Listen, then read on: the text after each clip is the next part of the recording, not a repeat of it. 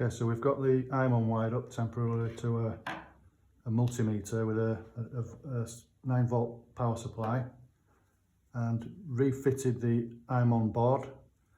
Then when we fit the pointer,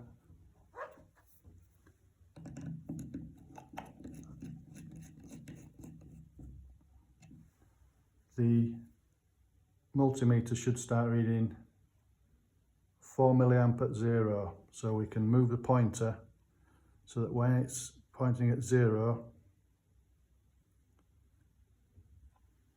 the multimeter reads 4 milliamps. Tighten the pointer.